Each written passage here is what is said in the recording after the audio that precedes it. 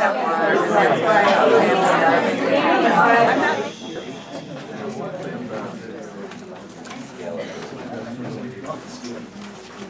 love how that works. All right, well, welcome everybody to this month's Nevada County Online Meetup. My name's Machen McDonald. I'm one of the co-leaders of the group. And today we've got some great information for you to help you grow your business and actually make some money. That's why we're in business, right? Yay! It's come to that. What's that? It's come to that. It's come to that, right? You all have, most of you have a sheet. It's white, but this one's green. But basically what it is just something for you to kind of follow to set your intentions for today's meeting and what you want to pay attention to, what you want to get out of it.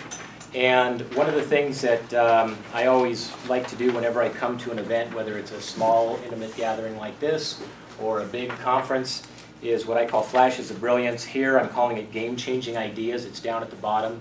And you're going to hear something, whether it's one of the presenters or maybe it's somebody that you're sitting next to, or simply you're reminded of something that you heard somewhere else. But whatever that idea is, it could be an absolute game changer in your business. Jot it down on this sheet. I'm sure you're probably going to be keeping notes in the journal or some other form, but for that game-changing idea, jot it down here. And I'll show you how later to work with this so that you can actually make it come into reality. All right? So, one of the things that we have here and that we've been doing ever since we've been starting these is talking about a win. Okay? In other words, something that you've done with your business, preferably online. It doesn't have to be online, but something that you've done or implemented to get some traction, get some growth in your business since our last meetup. Who has something that they'd like to share? And think of it, I'll give you a second here, Andrew. Think of it as something that is not only, you know, a pat on the back, but something that can inspire other people. Because it's one of those things where, you know, I always tell people, if I can do it, anybody can do it. But oftentimes it's not who we think we are, it's who we think we're not that holds us back. And so when we start to hear ideas of other people doing other things in our community and from this platform, it gets us inspired, it gets us excited. So with that being said, Andrew, why don't you kick us off? Hi, I'm Andrew. I own ABC Plumbing, Electric, Heat and Air. Some of you know that. I also own a marketing company. But one of the things that has really helped me over the last few years as SEO is the stuff I've been doing on the web for my service company. Even a small service company up in the middle of the woods, you wouldn't think could get a lot of business out of the web. But we're getting about 30 to 40% of our business from our websites, from our SEO, from our Google local spot. We're still getting a lot from Yellow Pages, but as everybody knows, if you do any Yellow Page advertising, I mean, we're spending probably in the neighborhood of about $2,000 to $3,000 a month on Yellow Page ads alone, even in this small little market.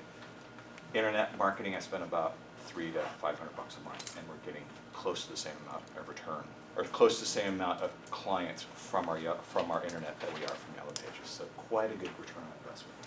Just thought I'd share that. That's good. Thanks. So this stuff actually works. The stuff actually works, even up here. Very cool. Very cool. Who else has an idea or a win that they'd like to share? Yes. I'm Evelyn Fassett, and I do all different kinds of things. I provide technical support for creative right-brain people mostly. And the thing that has kind of hit me recently was the number of referrals I've been getting from other clients. And so I just wanted to share that because I thought having a really good relationship with a client always pays off. And I think just in the last week I had 4 new people contact me that said, hey, I heard about you from so-and-so, so-and-so. And so just that chain of, it's like a family growing. My clients are, this one knew that one, who knew that one. And so I just think that's really important to, you know, create the chain. Yeah, doing good work's the best form of marketing, right? Mm-hmm. Cool. Perfect. All right, who else? Yes, Rachel. I am Rachel McCullough, and I have a really good thing, but maybe sort of an embarrassing thing. My husband and I have had a business doing web development, internet marketing, project management, those kinds of things for probably about 2 years now, and just a couple days ago we launched our website at McCulloughWebServices.com. It's all about timing, right? Timing. Who else? One more. I need one more. One more juicy one. Who's got it? All right, I'll give you one. Ruth.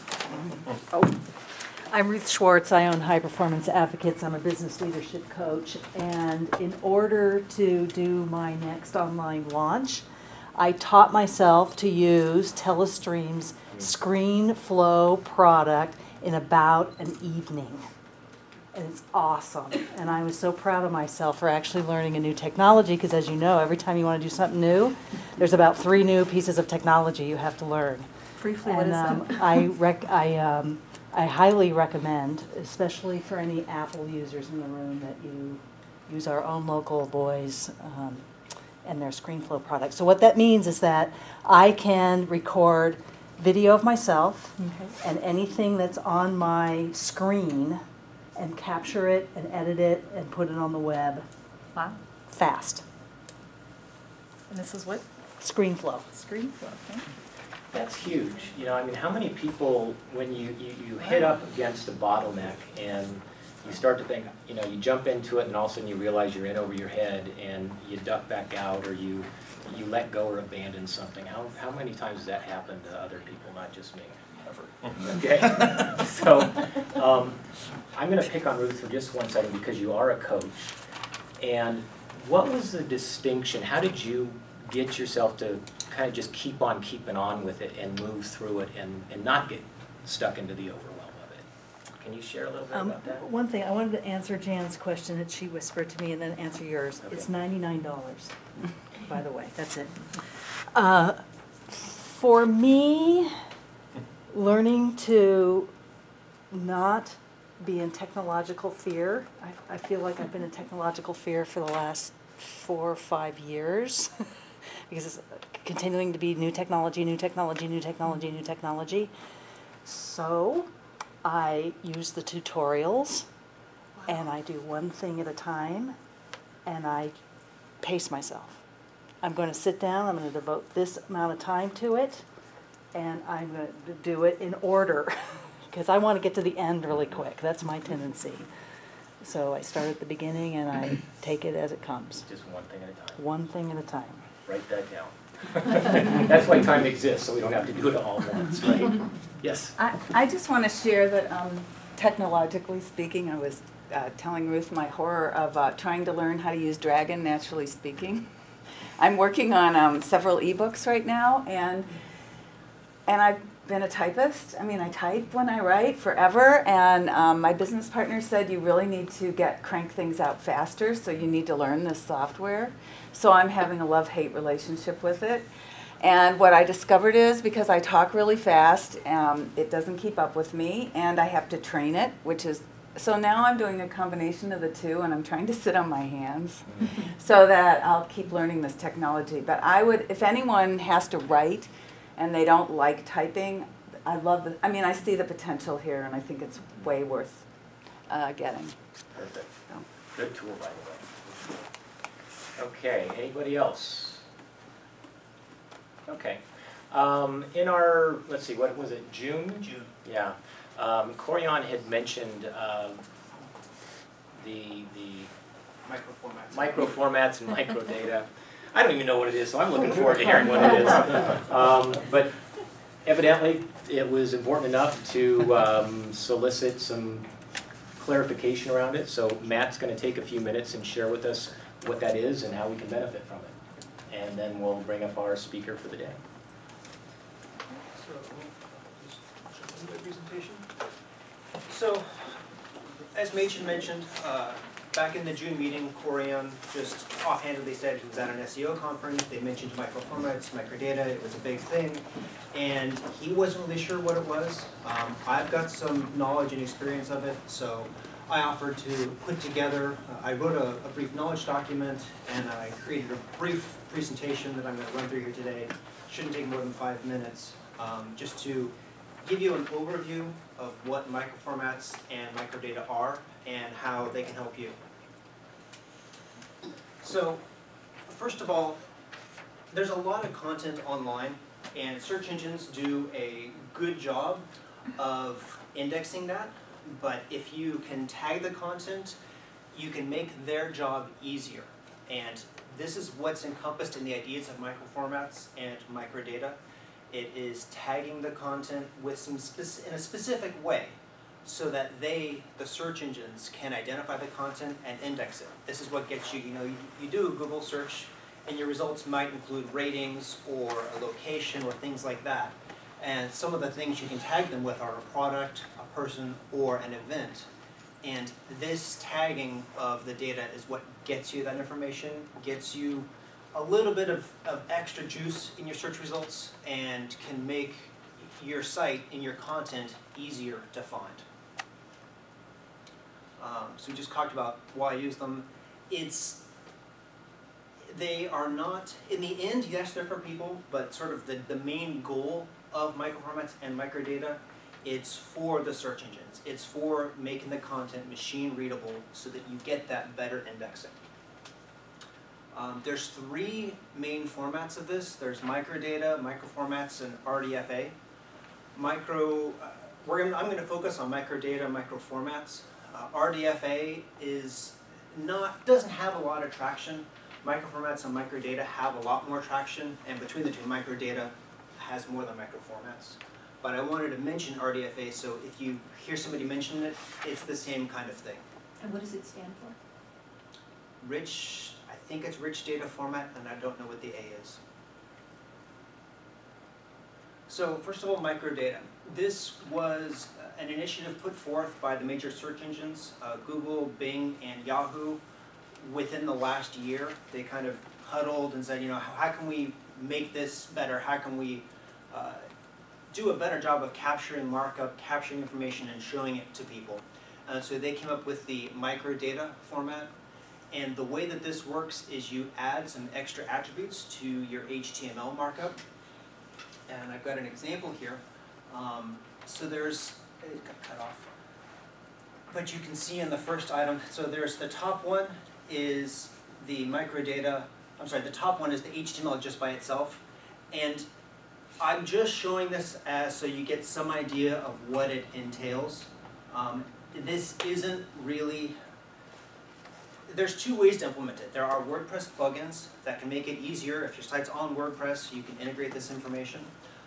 If your content is in a database, like you've got an e-commerce system, like Josh was going to talk about, you've got a database with all of your product information, you can edit your templates to output this information so that it's automatically there. I know that Corian is planning on doing that for Batteries for Less. But just to give you an idea of what the implementation entails, the top is just basic HTML.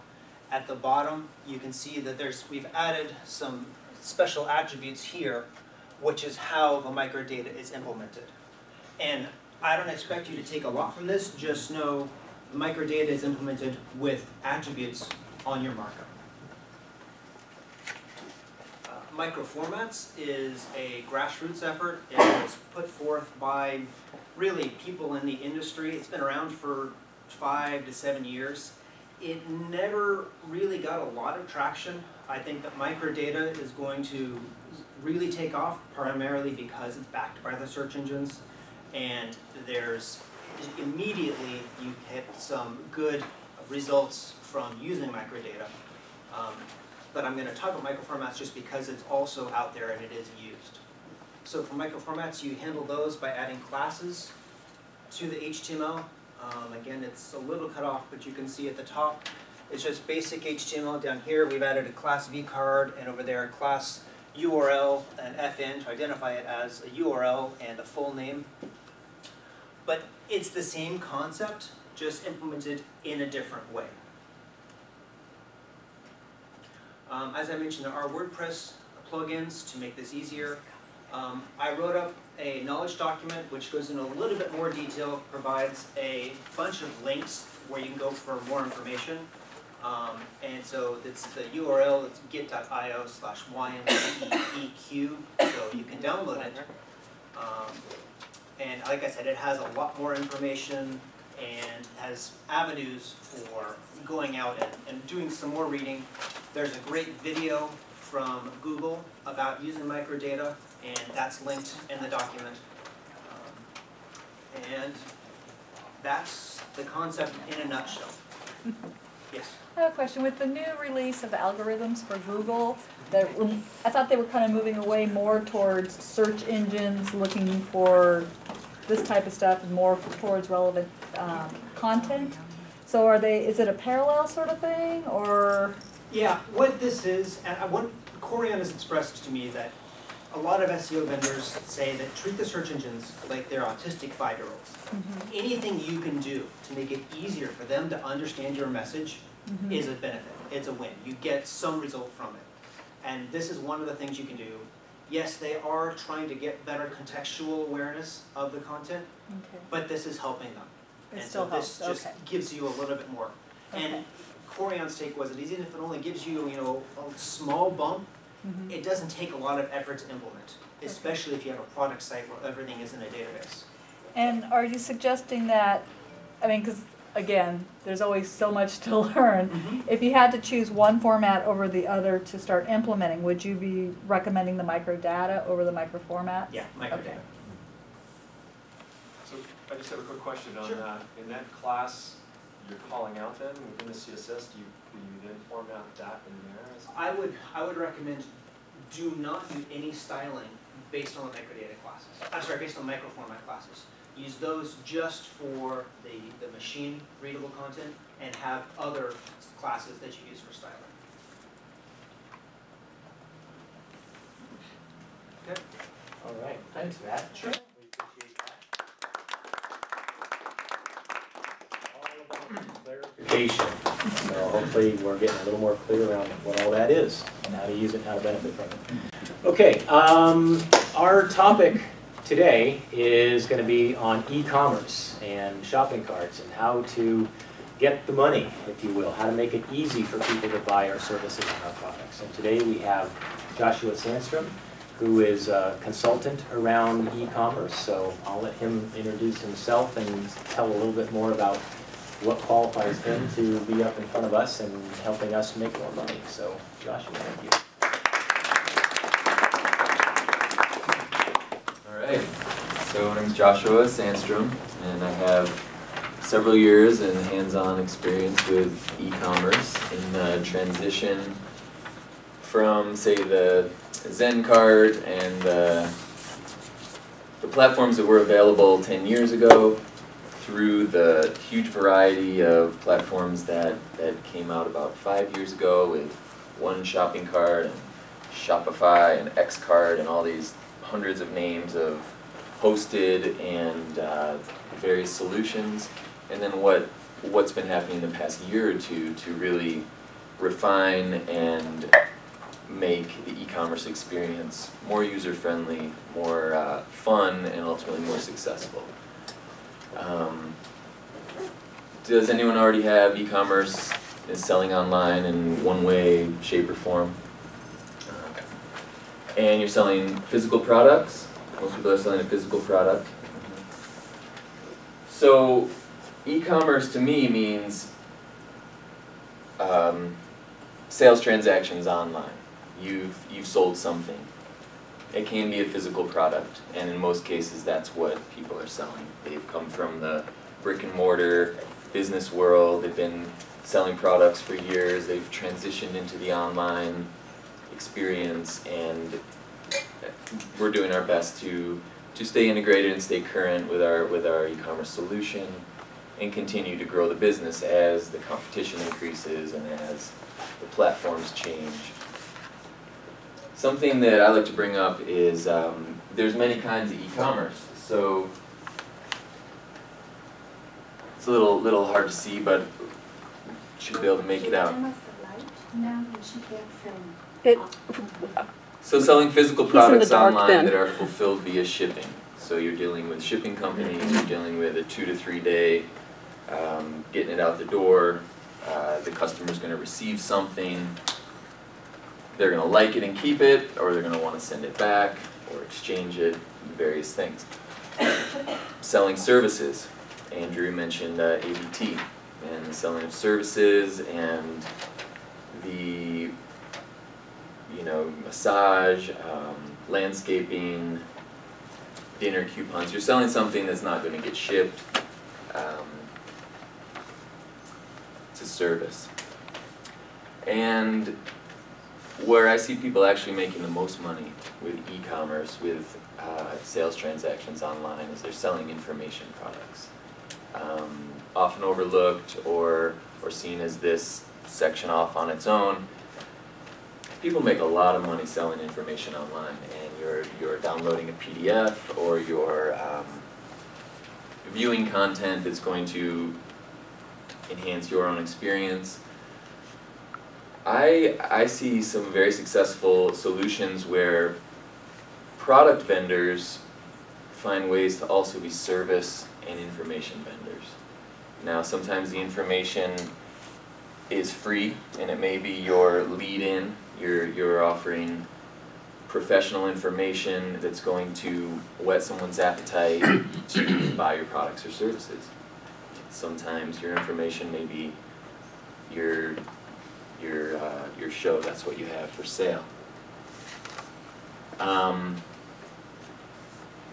For the people that are online now, do you know how many people are using a solution that you host yourself? So you have a GoDaddy account, a Network Solutions account, you have a hosting platform, and your shopping cart sits on that hosting package. Is that common?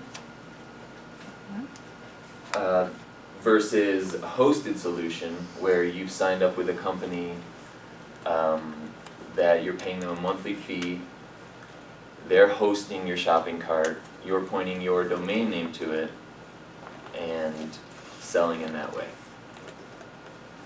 How many people are doing a hosted solution to their e-commerce?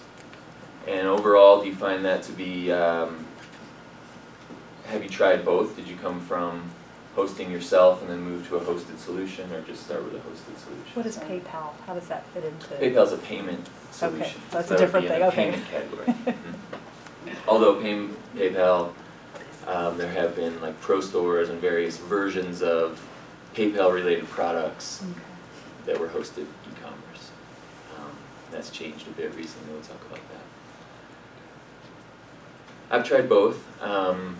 Typically, in the past, you would set up your own hosting. You would bring your platform onto your hosting database and configure your platform, style your platform, create your products, import your product spreadsheet, depending what level you're at. I come from a marketing background, however, it doesn't go back too far into the past. So my marketing experience has always included the online presence, and both the local, the print, the in-person, the events, and then the online piece as well. And I personally find that e-commerce is one of the most challenging pieces of the online experience. Successfully getting out there, successfully selling product, growing a business, and keeping up with the changing technology. It's an ongoing thing, requires a lot of energy, requires a lot of presence, and the willingness to constantly improve and constantly modify your information. Hi, one question? Yeah, I was just kind of a subtle little thing is, for people who are selling services, sometimes in a generic way, wouldn't you say, even if on their website it says something like, connect with my Time Driver account and set a coaching call up or whatever, in a way is a sort of a shopping cart, that they don't really use a shopping cart to sell a service, they just can use something as simple as a button. Would you include that in what you're discussing? Yeah, absolutely. And I think what you're saying is that a person can have your site up there, you're a coach, you're a business coach, you're offering, time slots, or you're offering appointments, and absolutely you can take your WordPress or your Joomla site and simply put a PayPal button, put a button of many kinds on there and receive that payment transaction and also schedule that appointment without the hassle of setting up this massive, elaborate e-commerce solution. And that's part of what I hope to help clarify today is, if you have e-commerce, great. If you're wanting to set it up and get started in it, keep it simple and keep keep it relevant to what your goals are, and know that even in the past 18 months, there's been a huge consolidation of options, from the very complex and overwhelming hundreds of cards to choose from. I'm going to talk about a few that really work well and that I've had experience with and find to be really, really simple for the basic person. Can I ask you a question as you go? Please. Can you sort of help identify if these are all solutions that work on the computer platform as well as the tablet platforms and the mobile phone platforms? Sure. Yeah, that's a great question. And the short answer is that there's always a bit of wiring, refining to do to ensure that the tablet and the mobile experience is going to be enjoyable, regardless of the solution. But some are better than others, I suspect. Absolutely, absolutely, yeah. So, most people know what WordPress is. Some people have heard of Joomla. Many people still have a custom home written, coded site. But more and more people are moving to content management systems, open source solutions. WordPress is obviously the most well known. I personally use Joomla, which is, recognize this here? How do you spell that? Joomla. Drupal too. Drupal is the third, yeah, and, you know, I find I can only learn so many, so I keep it simple. I learn WordPress to the degree that I have to, because I personally prefer Joomla. I find it to be a cleaner, more expandable, more comprehensive solution. Once you understand it, I feel that it is a better user experience. Most people know WordPress. Joshua, I have an event center and restaurant, so we sell like concert tickets, we sell banquets, people can book online, all that. So is WordPress or Joomla or Drupal any difference? Do you already have a website of some kind? We're just building it. Uh-huh. Yeah, we have an old website. It's like encoded and all that, it's very hard to use. So yeah, so where I'm going with this is if you primarily have content on your website and your website is content based and you're offering information about your products and services without a full shopping cart, there are solutions that plug in to WordPress, they plug into Joomla. One of them that I've had a lot of fun with is this blue icon over here, Euclid. Hosted solution, configurable in minutes.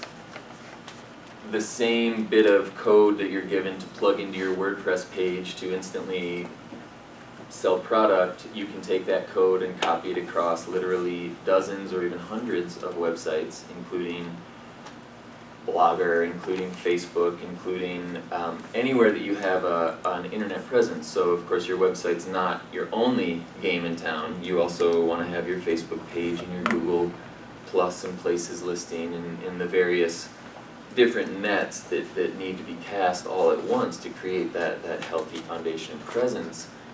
With a solution like Euclid, you can literally take that with you. And so I'm just going to jump real quick to a little bit about that and exactly what that means. So say you have a WordPress site, you have 10 pages, you're promoting weddings, and you would like to sell wedding apparel. You really don't want to mess with it too much. You just want to add it as a additional piece. You want to get into e-commerce, you want to dabble with it. A solution like Euclid is literally free up to, I believe, 100 products, easily integrated into any existing site because it's code-based, plugs into any of these things that you see here, integrates with all the major payment methods, PayPal, Google, Checkout, Authorize.net, on through whatever merchant provider you may have. And the benefit is anyone can get up and running online, get products online on an existing website, literally in hours, multiple, 100 products, a couple days. You can have a very nice flushed out e-commerce presence capable of taking transactions online, selling products, and furthering your reach. I've used this several times. I've helped others implement it, and it's a good example of a hosted solution, meaning it exists on the cloud, it exists in servers, in Russia or somewhere. But if you have a limited IT staff or you have a limited know-how yourself and you're just wanting to have a really beautiful and quickly integratable shopping cart, this is a great solution. Something like this, and there's several things like it. And compatible with QuickBook? We'll talk about that, it's a different stage. So is this based off of a database, or are you literally like PayPal where you're coding each individual price per No, there's an item? amazing interface, and you can upload an entire product spreadsheet if you have your products in that way, or one at a time. Put them in place with the So by photos. changing your spreadsheet, you could change the prices without having to change your code throughout everything? Okay. Yeah, actually there's zero code. The only code you need is the actual code that puts the cart in the page, Okay. like a wrapper. Okay, Really. that's what I'm looking for. Does it have any affiliate capabilities? I believe it does. There's a free version, and then there's a $17 a month version that's much more extended and has those options.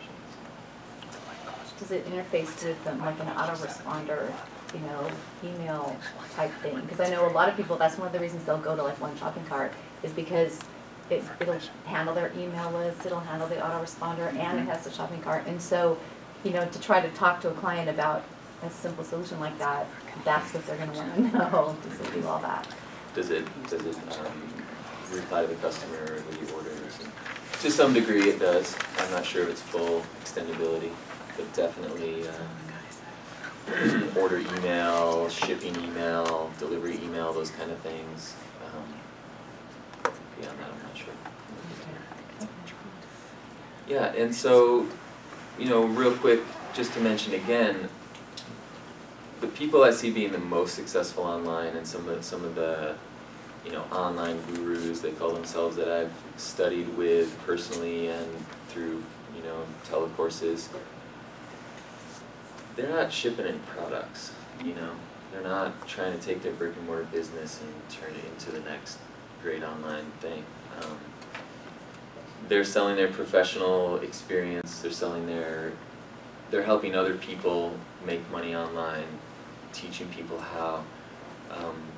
The $1 million a day stories and those people are putting a PayPal button on a very basic website page and have an email list, a very targeted email list that they're delivering their message to and making a lot of money, doing it over and over again, year after year.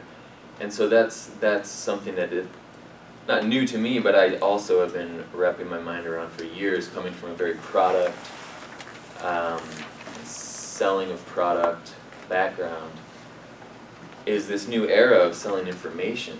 It's really new to all of us as far as the online piece goes. And just to put that in your ear, that you may be selling products, you may be selling services, but we're all walking experts in our field, and we're all carrying priceless nuggets of information that people are happy to compensate for if we can find the correct way to deliver that message, and through the large numbers of people that can be reached online, delivering a very potent piece of information for sale for a small price, and that's, keep that in mind in your e-commerce pursuits, that it doesn't have to be putting a widget in a box and shipping it UPS every day. It can be, there's a lot of diversity out there.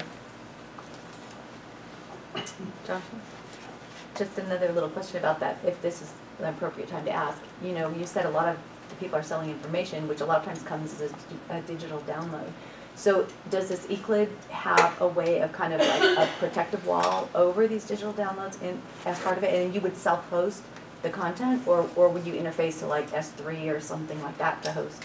If it was like a huge video file or something really large, you may need a third solution, but Euclid, for example, has a digital piece already to it, and it's a product, you know, and until you buy the product, you're not getting the file. You're not getting the PDF or the video link, you know, because the way that would work is the video would be hosted.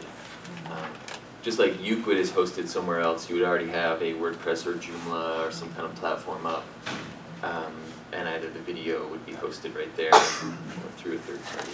And it has that kind of protection so that So that people can't just get to it or get around it. Great, that sounds great. Yeah. So of course you need a domain name, and of course, you know, you don't want to just have, for example, ProStores was a PayPal solution that's been retired or is being retired, and you could have joesshop.prostores.com, and we're going to skip right past that and realize no one really wants it. We all want relevant domain names, relevant URLs. So you have to go buy a domain name. You need some basic email addresses set up for contact. Phone number, you can do without it, but it definitely, studies show, you have your toll-free number out there, it really helps. You can get away with just PayPal and really go a long way.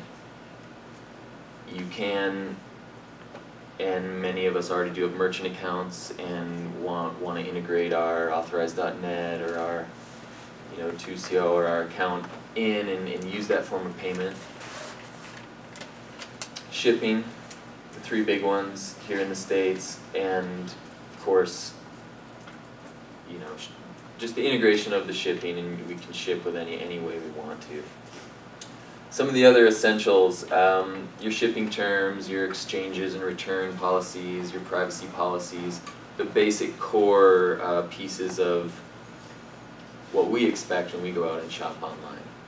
So for someone setting up a new e-commerce solution, these are some things that you have to have. You have to have these basics there to make a strong impact and be relevant.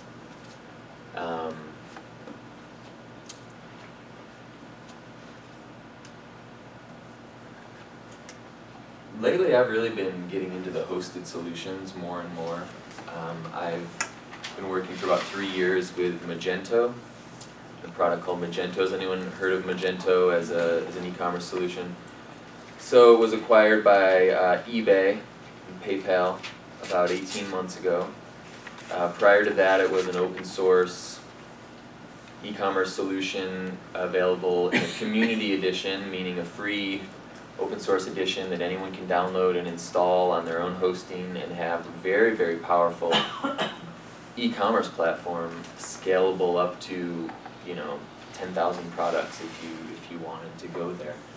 And they had their community edition and they had their enterprise edition. Enterprise edition being, thousands of dollars a month, fully supported, and for much larger companies. I have limited experience in the enterprise edition, but I've set a lot of people up with the community edition. And something that I found through my own e-commerce experience and helping others is hosting your own e-commerce platform that you have to maintain, that you have to upgrade independently, that you have to continually improve. It's a hassle. Well said. Total hassle, and it takes away from your core business strategy to be dealing with it. Unless you're super into it, you have a team that everybody's into it, and you want to go out and be the next eBay, or the next big, that's what you're going to do. But most of us, we have something we're already doing, and we're bringing that online. So hosted solutions are great for that reason. They're supported. You're paying for the service to call or email someone and get answers. You are counting on them to keep the site live. when there's an upgrade, the upgrade happens without you needing to care or know. And it lets you focus on what promotion are we going to run this month? What banner ads are we going to put at the top of those categories? What colors should we, theme this quarter in to have some new, fresh look, to our site? The things that are creative, are right-brained, are more fun and inspiring and keep the business inspiration up.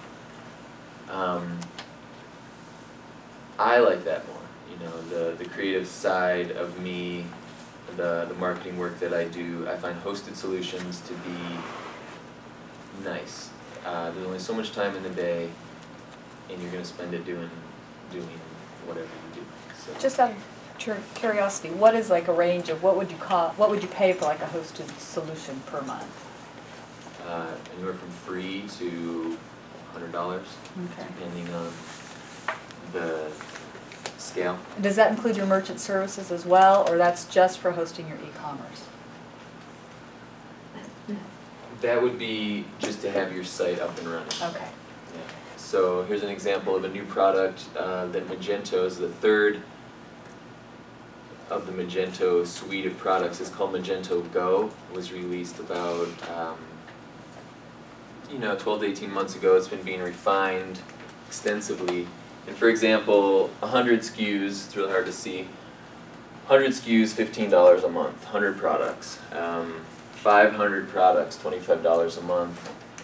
$65 a month, 1,000 products, 20 users, 3 languages supported, 24/7 support, and on and on and on. So that $65 a month, the reason that one's highlighted, that's about what it takes going at it yourself with a GoDaddy account, getting hosting that is strong enough to carry a shopping cart like this and make it perform well.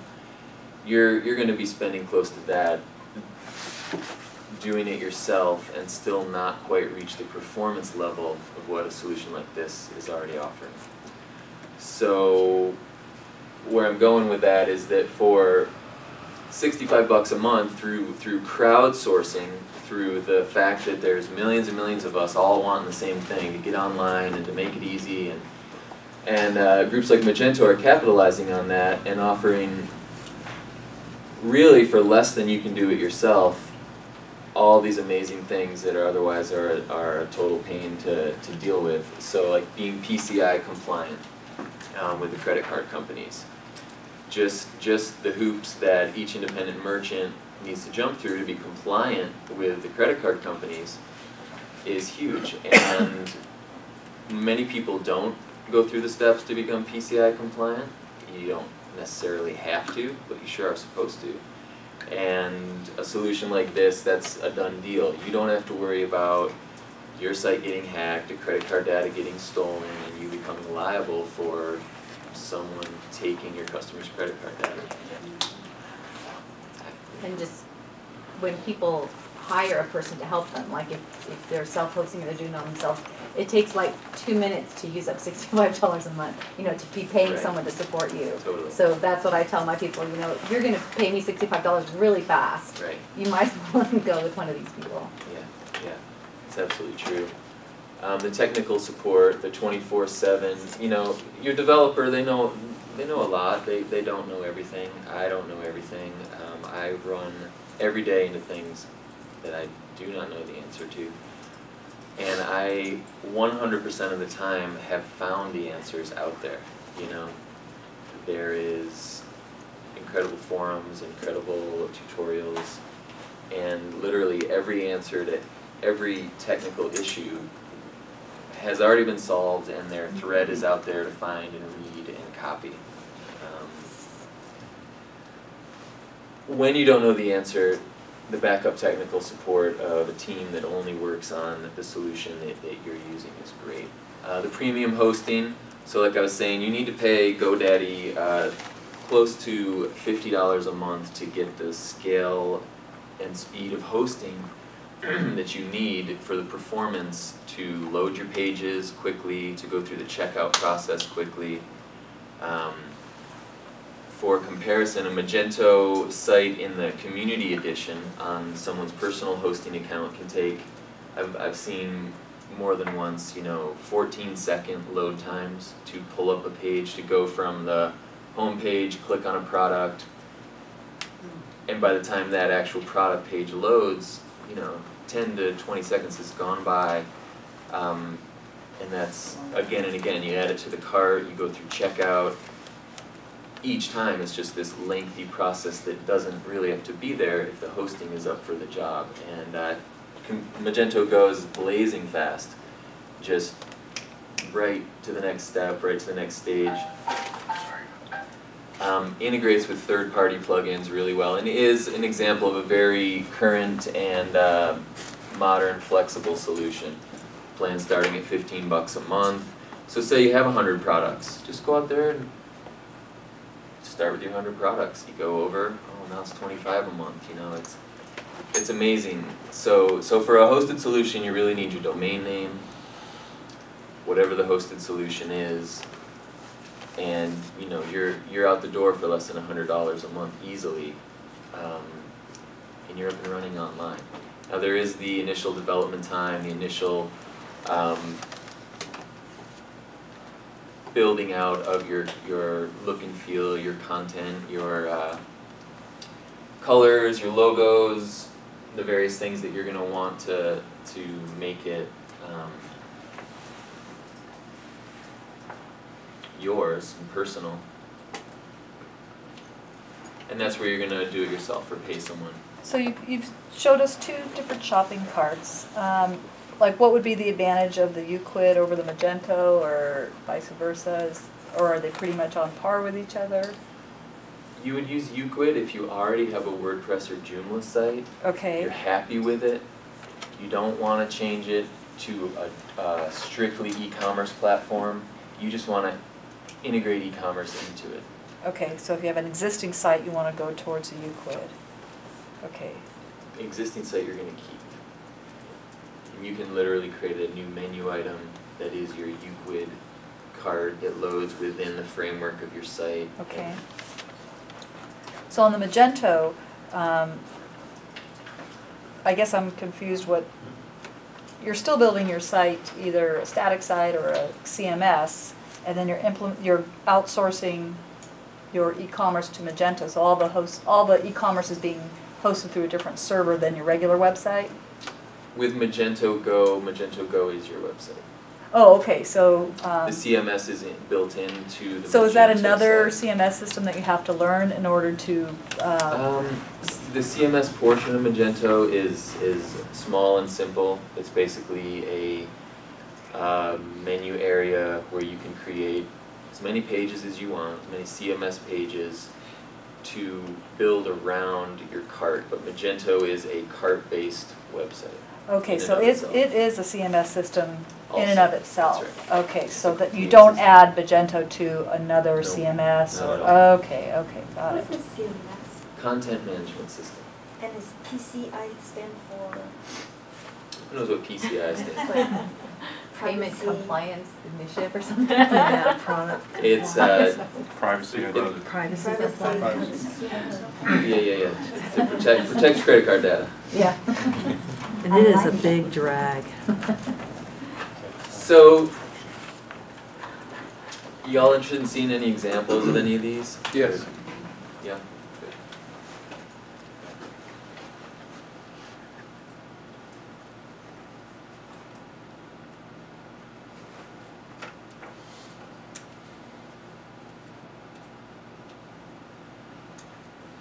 Put the focus on the toolbar. You should be able to hit escape if you put the focus on the toolbar. Right here. No, at the as the menu toolbar at the top.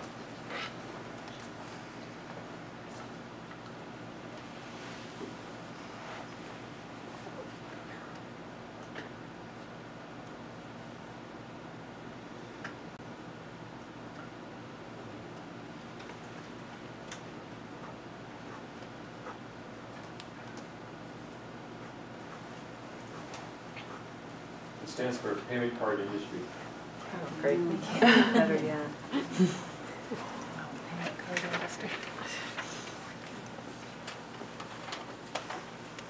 So this company is local in Northern California and is an example of an extremely built-out e-commerce site that is, in and of itself, is a CMS, is a shopping cart. So what platform is this built on? This is the North American version, and it's built on Cold Fusion, is what it's called. But they are opening in the United Kingdom using Magento Enterprise Edition. Okay. That site's not live yet, but it's a really good representation. This could very easily be Magento. And this is the second biggest home improvement e-tailer online. So they're second to Lowe's.com basically, and ahead of Home Depot. You can tell just from the homepage, it's just easy to find what you're looking for. This is a CMS page. This is a just very simple rotating banner that's very in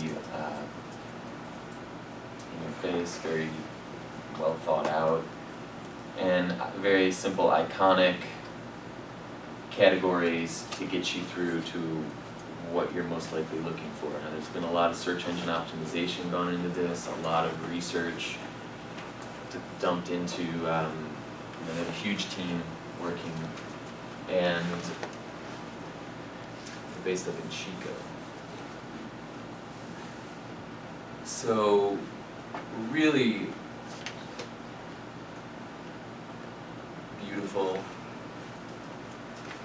images followed by a lot of densely packed, keyword-heavy links. A really good strategy, extremely effective, and like I said, they're number 2 in their industry online. This is an example of really going for it. And top selling. So things that used to be available only to eBay and bigger players, things like top selling, featured products, most viewed, comparison, product comparison, things like that are built into the solutions nowadays. So you go to something like Magento Go, you want to put your top selling stuff from the bottom, just turn that feature on. Magento knows what your top selling things are. You want to put products that are relevant to the one being viewed. So they're looking at a shower curtain. Well, let's put shower faucets, bathroom lighting, over on the side. Relevant products to that product. Cross-selling, upselling. A lot of these things that are built-in features of these solutions nowadays. So these pages you're looking at now are literally created through HTML, are necessary, it's necessary that these would be made by you or your developer, and aren't actually, so we'll go into a product page. See, we still aren't even, this is the first page that's actually a product page that's generated by the platform itself. And we're into a category, sconces we're into, and here you can see the detail of each, this is in grid view. You can change it to list view. I have a question. Yeah. Yeah, I was wondering if you could show us some samples of, smaller, more manageable sites, maybe more like what the people in this room might be interested in, because something like build.com is... Totally. I wanted to start there, just kind of like, we'll scale it down. Is there any particular industry or product type? Well, I'm interested in art, but it's so hard to sell artwork online. I've never seen a solution that actually works. Does anyone have experience with Etsy? Yeah, but it seems to sort of craft and maybe not professional enough. Mm-hmm. So. Right. I'm always surprised at how much success people have with Etsy. And if you have unique, handmade, homemade items, people buy them online. Etsy's very popular, very powerful for that. Joshua, it might be good to point out that there's a community that subscribes to Etsy and its platform and its format, and they shop there, and those may not cross over to other areas anyway. So in many respects, some of these different places are specific to certain demographics. They certainly are, and also whenever possible, doing more than one. Right. Is really important. Because the same product spreadsheet that you're loading up,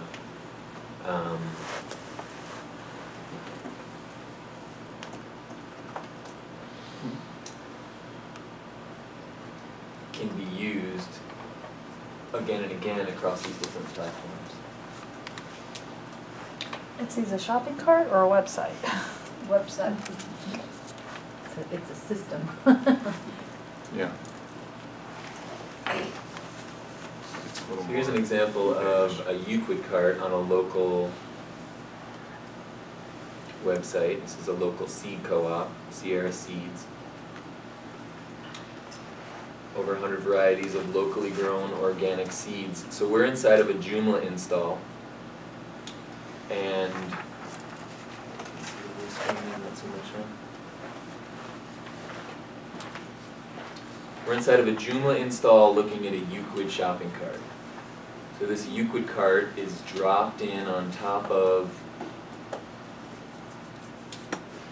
the Joomla install. It's under the menu item R Seeds. Okay, so that menu item just brings you to the cart.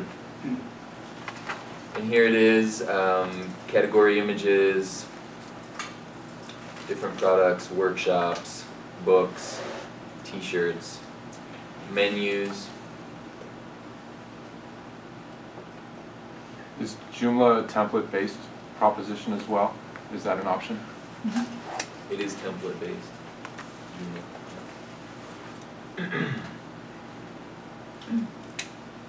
So you get right down to the actual product, lacking in a good image, but you can see that a lot of pre-built details, the Facebook like, these things are just in there, the add to bag. And so this is very simple to implement. Delivery methods, local pickup, priority mail, shipping address, you know, the basics, showing you where you are in the process. Easy to check out, pay with PayPal, pay with credit card. So this is a really good example. This group works locally, they do a lot of great things, and she wanted to have her seeds available online for sale on a limited budget, and it was fast. I mean, you know, using a product spreadsheet, this came about really quickly. So this is one example where you can take something like Euclid and quickly get what you're looking for.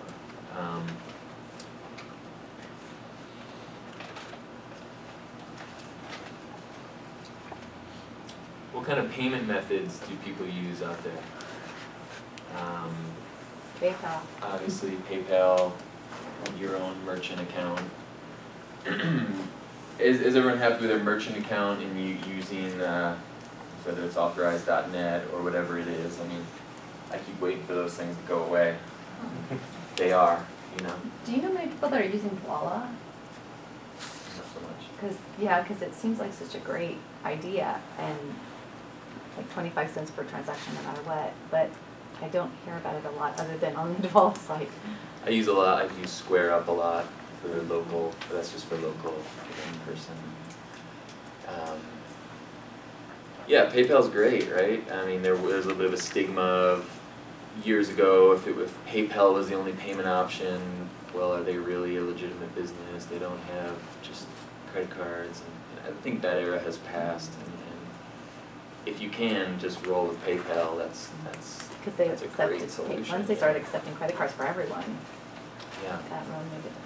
Yeah, and so with physical products, shipping is something that comes up a lot. And so say you do have 500 physical products that you're selling online, and either you have them up already, or you're in the process of getting there.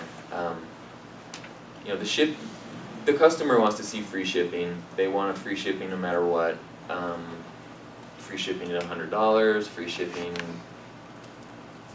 That is a really big closer of the transaction, is if the shipping's free. I find that there can be a lot of hassle with the shipping companies and the integration with the shipping companies and getting real rates to generate, and you know that's also a constantly changing, evolving procedure. FedEx can be the most challenging. I'd say UPS, and United Postal Service are probably second.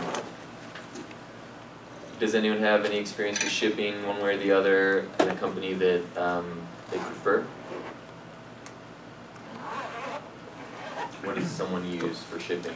I was just mentioning to my friend Dick that when I've shipped through UPS at the store there, I can take my smartphone, take a picture of the barcode, and the tracking information integrates right back into, in this case, an eBay solution, where it's automatically populated right back to the website.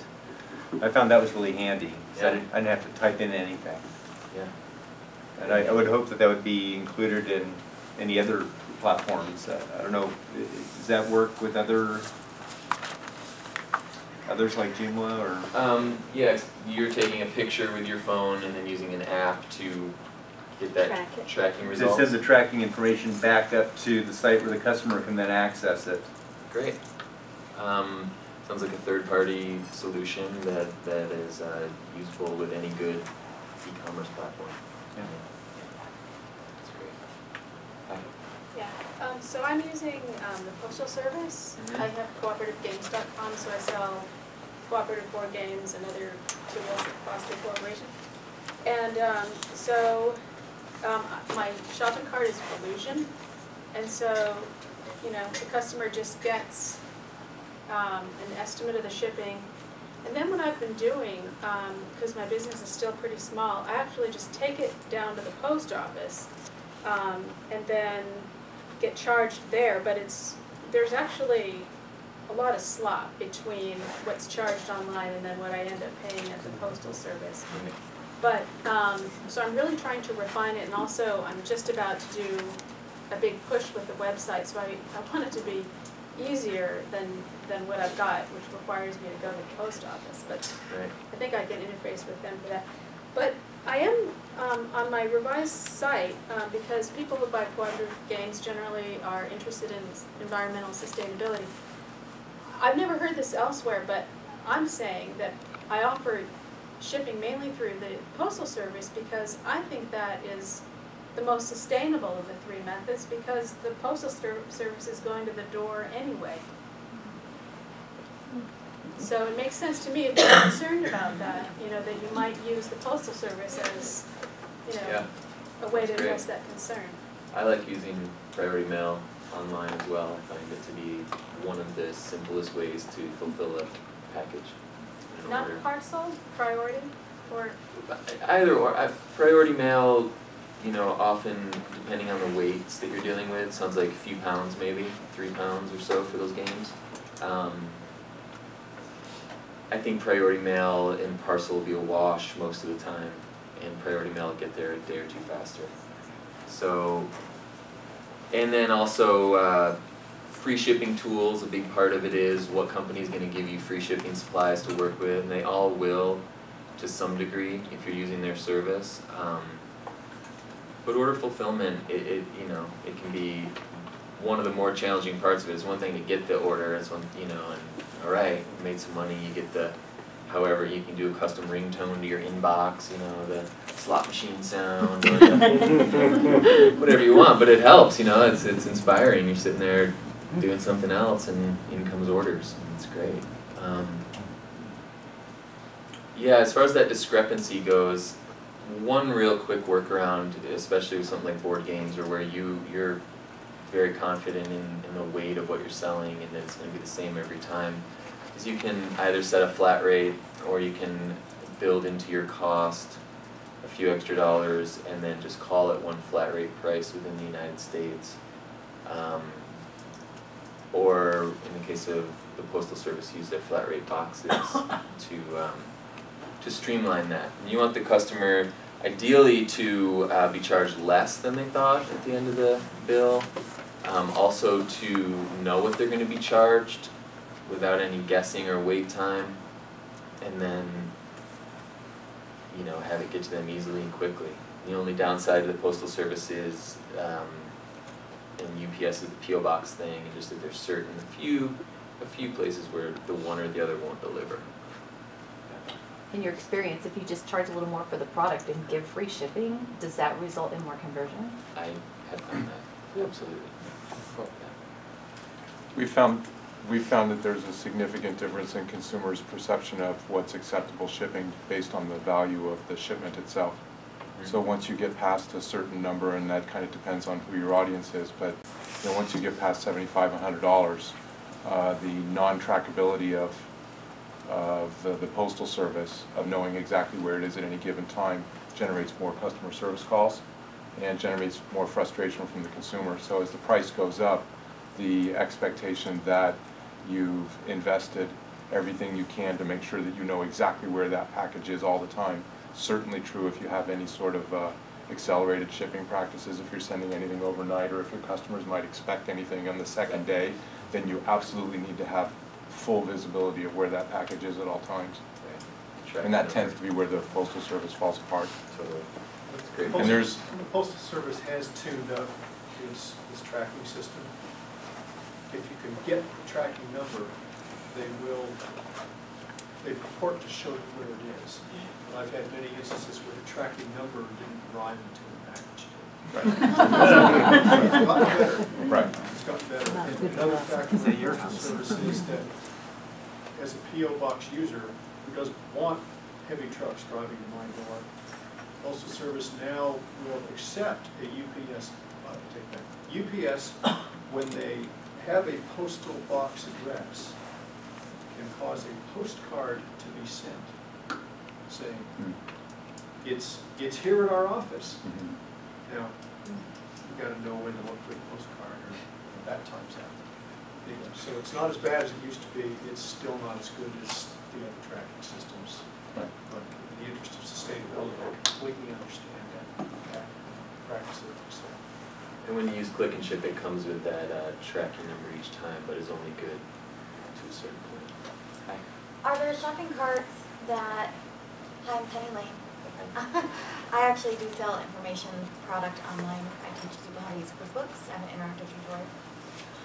Are there not shopping carts that have a built-in shipping feature? I actually, one of the companies that I work for, their shopping cart purports to have that. I've blocked out the name of the shopping cart because I hate it so much. But we could never get it to work. Because we can go in there and say this item is now fulfilled, and then you're supposed to be able to follow through and print your shipping label. Never could get it to work, but I'm thinking, are there not shopping carts that have that feature? Absolutely. Yeah, that integrate with the shipping company all the way through the label printing. Yeah. Sure. Yeah, there's a lot of third-party solutions for that, regardless of FedEx, UPS, Click and Ship. So if you wanted that, you just have to choose the correct shopping cart. If you wanted to, instead of having to go to the post office, be able to just print out I think eBay does it. Yeah, and choose a platform that is evolved enough to do it. The reason I spent so much time on Magento is owned by eBay and PayPal, and they're doing a lot of work to make things like that extremely easy. So extend your Magento site out into the eBay platform, extend it out into the payment option platforms and the shipping method platforms. Absolutely, and many people have those complaints that it should work, it doesn't work, for whatever reason, because your operating system with your computer, your printer drivers, there's a lot of places for it to fall apart. Half the people, it does, and the other half, or it works for a while. FedEx just had a recent update earlier this year where you know, people that were using FedEx happily all along, no matter what e-commerce solution you had, suddenly it stopped generating rates or accurate rates, and across the board, people are having to migrate to FedEx's new solution. In order to do that, you have to be in the current version of your shopping cart, which now you're doing upgrades to your shopping cart unless it's a hosted solution, and then those upgrades are happening automatically. So looking at the longevity of the plan, you know, the 10-year e-commerce business plan, set yourself up with something that, you know, really think through long-term development time and costs that can be associated with having to call someone again and again to help you out versus just a solution that you're paying for those things and they work. What about when you do drop shipping using other companies? You're getting, you know, product from other companies, you're not shipping it yourself. What do you recommend for that? I recommend having really good relationships with those suppliers. You know, and not doing it too much, like, you know, drop shipping from 10 different sources. It can be really complicated. Russia?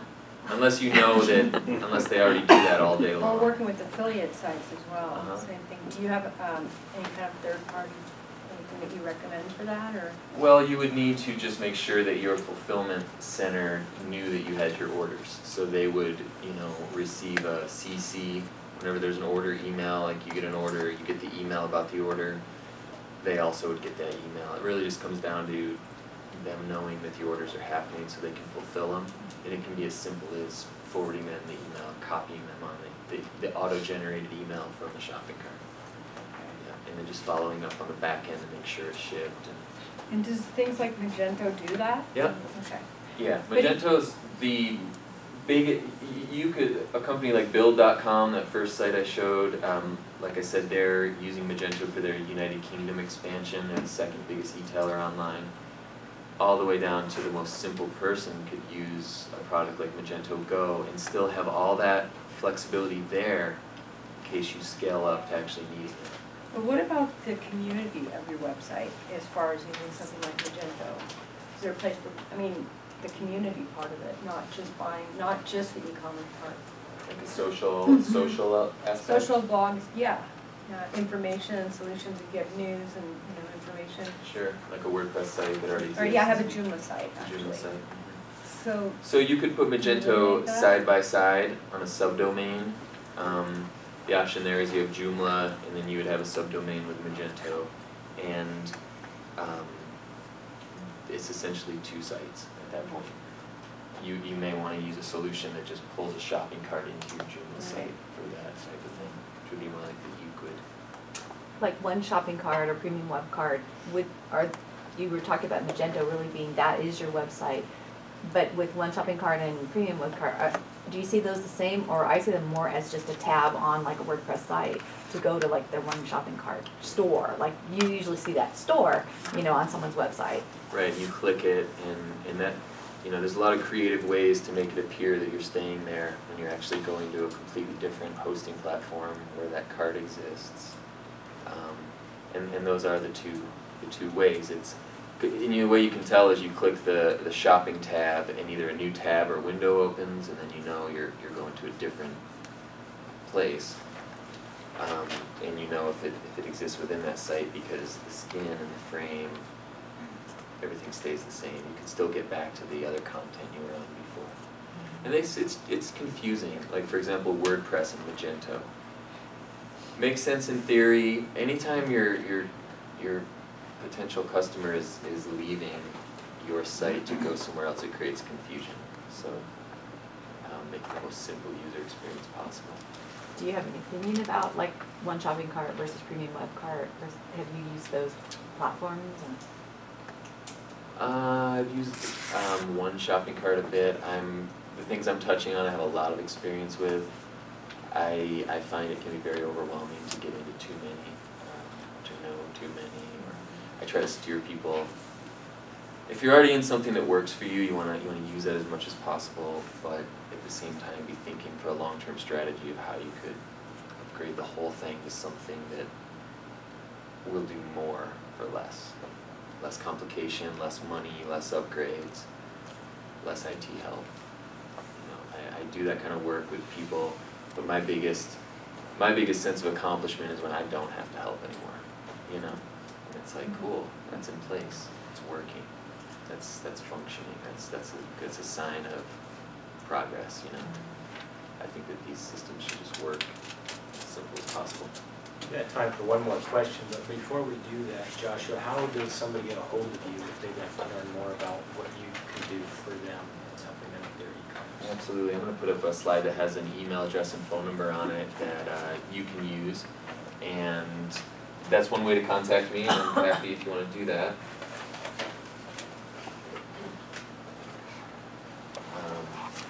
I'm available for definite email dialogue, phone support, and depending on the case, definitely available to assist you with whatever level of integrating into an online presence or scaling up from what you have or just simply sorting out what a good solution may be. It's easy to get too complicated. It really is. So try to avoid that. There's a lot of simple solutions now. Using this for services, a small number of services, say less than a dozen versus product. I would put something into an existing website that allows you to take those sales online simply. Something like Uquid, or even you can go a long way with PayPal buttons. You can just go to paypal.com and go a long way just using their services. I have a question about PayPal real quick. I did a site, probably 10 years ago, where literally every single product had its own individual code, which was put into the website itself. But I understand they also offer a different type of shopping cart where it's, the spreadsheet where you're not having to change the code. What would I look for, or what's that called? Through PayPal? Yeah. I think that was called Pro Stores. But you said it's going away? It was replaced with Magento Go. Oh, okay. Yeah, because PayPal acquired that Magento. But then Magento Go is the content management system, so you couldn't use that if you have an existing site. Magento Go is a hosted e-commerce solution. Okay. If you have an existing site, right, no. You couldn't use it. All right, it's a dual event, okay. So then they don't offer, you either have to put the code into the prices, into the code itself, or you have to go over to their content management system if you're working with PayPal. Those are the two solutions they offer. Well, PayPal as a payment solution, or Yeah. no, as a payment solution, you can just use it because PayPal will let you put their button anywhere, or Right, use but their in order option. to change the prices, you have to, if you want to put it onto an existing content management system, you can't. Okay. Because you're saying it has to be built on their content management system.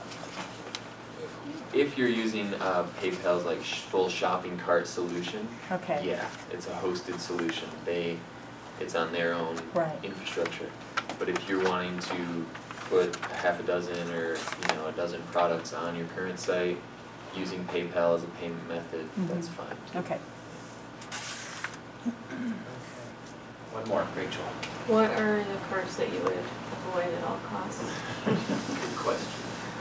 Yeah. It is a good question. I don't know every single card out there. I've just tried to sort it to the most simple. I've used ZenCard, I've used VirtuMart, I'm familiar with Illusion, familiar with another half a dozen or so. The ones I've shown are what I recommend. They're some of the most current, flexible, stable, and expansive at the same time. Modern, there's a lot of buzz and a lot of people working with them to make them successful. I would avoid anything older than 3 years old, unless it has an extremely good set of reviews or it really meets your goals. Otherwise, it's just it's like, why go buy a Windows XP computer today? Everyone still has them, everyone's still using them, you can still get them for $100,